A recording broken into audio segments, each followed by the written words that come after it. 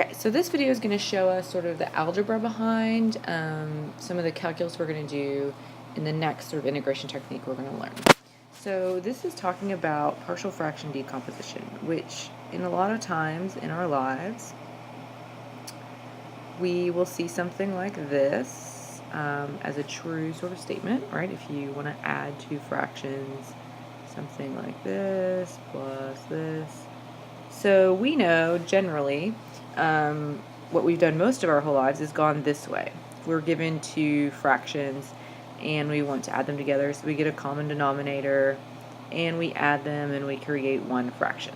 That's pretty much what we've been taught our whole lives, right? To simplify and get a common denominator and get one fraction. So we go from this side to this side. And now what we're actually going to do is go back the opposite way. So our whole lives we're taught to combine things and simplify and put it together. But for us, in calculus, these expressions are much nicer than this larger multiplied kind of mess.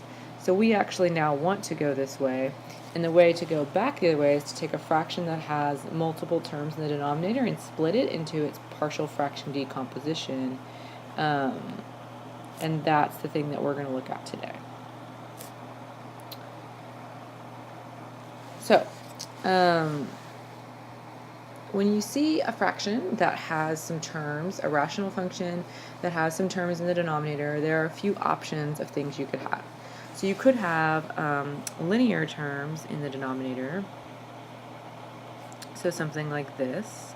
And if that's the case, if you just have linear terms, then what you're going to do is you're going to create one fraction for each of those pieces. And your goal is to just split it into one fraction for each piece, so there are a total of two pieces here for two fractions. And we'll eventually end up solving for these constants, right? There's something that goes up here in order for these to add to get x, but I don't know what those are off the top of my head. So for now, I'm just going to leave them as a and b. Similarly, if you have a repeated, let's change the color so we can keep track of these, 3 over maybe x squared and x plus 3 squared, then there are really a total of 4 terms here. So 2 terms here and then 2 terms here. And so when we create our partial fractions, we're going to get a total of 4 terms. And the terms, when we have repeated linear factors, we're going to take 1x here, we're going to take the x squared term here, we're going to take the x plus 3 term here, and then here, the last one, we're going to take x plus 3 squared. And each of those has something on top that we don't necessarily know what it is right now. I'm more interested right now in understanding the different forms we can get. So the first form you see here is if you just have regular linear terms in the denominator. We split them and add two linear fractions in the denominator together. The second option is if we have repeated terms, right, in the denominator, repeated linear terms, and then in that case we would get something like this. So one quick note here, this x squared term, that one is a little bit confusing because it could look like a quadratic, which we're getting ready to do. But hopefully you recognize that it's really just x plus 0 squared, which is what makes it a linear term. So don't confuse x squared with a quadratic term. It's really just a linear term with a plus 0 next to it. So that's why we split it as a standard linear term and not as a quadratic term. Okay, so the last two types that we'll see, the two forms that we'll look at in this class, will be things that have quadratics in the denominator. So some quadratics don't factor down to linears. So example, these two, right, there's no way to write those as linear terms, so we leave them as quadratics and we split this into a sum of two fractions, one with each of the two things that forms the common denominator. But then on top, in order to account for the fact that we could have square terms on the bottom, we could have anything up to an x term on the top. So we put ax plus b and cx plus d on top to represent the possibilities of having an x term on the top, because the highest term in the denominator here is a squared. So you could get an x term on top in order to get this 3x plus 7 on top over there. And so then our very last type of form we could see is if you have something that might have a repeated quadratic, so maybe you have x squared plus 5 squared in the denominator. And then again there, hopefully you see that you have two terms total. The first one being x squared plus 5, and the second one being x squared plus 5 squared.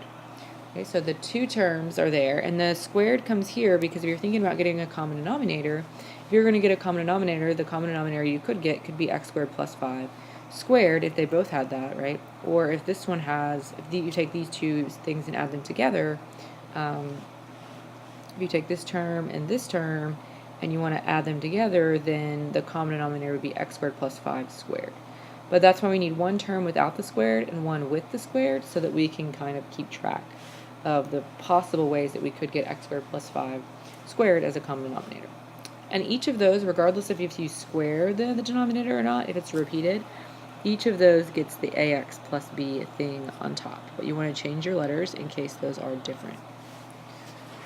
So those are the different forms that we'll see, because everything else, if we have a cubic or some others, we should be able to factor down into one of these quadratics or linears. And if we can't, then we won't see one of those in this class. We'll kind of try to keep things in here that we can factor down to either a quadratic or a linear term and do the partial fractions with those. So here's our example. This is the kinds of things you'll see, and just making sure you understand the forms. So here we have a fraction. It's got, I think, a total of 2 parts. So this is a irreducible quadratic. We cannot factor this quadratic. And so we're going to have a total of 2 pieces to this fraction. We're going to have an x minus 2, and we're going to have an x squared plus 4. The x minus 2 is going to have an a on top, right, because there are no, there's just an x term down here. This one has an x squared term, so we need to account for the fact that we could have an x in the numerator. So this is the different forms you'll see for partial fraction decomposition. If you just have linear terms, you're going to split up all the linear terms and have one fraction for each linear term that you see, and then you put a single constant on top because that's the degree that's less than the linear term. If you have quadratic terms, you're going to put an ax plus b as the constants on top that you need to solve for eventually. And then if you have repeated terms, either linear or quadratic, then you always want to account for all the possibilities. So for maybe one more example, if you had something like, let's see, I don't know, 3x over x minus 2 cubed, x squared plus 3 to the 5th, then you would get a whole bunch of terms. So you'd have x minus 2 plus x minus 2 squared plus x minus 2 cubed, and I probably should not do this 5th, that's probably too much. And let's just do that one, x squared plus 3. So you would get all of these different terms that could form a common denominator of what you have down here. And then you would go across, these get a single variable because they're all linear. So yes, these three a, b, c are linear, and then we get a dx plus e for our last term because that's a quadratic term. So we have to have a linear term on top. So we will look at how to actually solve for these constants a, b, c, d, and e. That's what we'll do in class next time.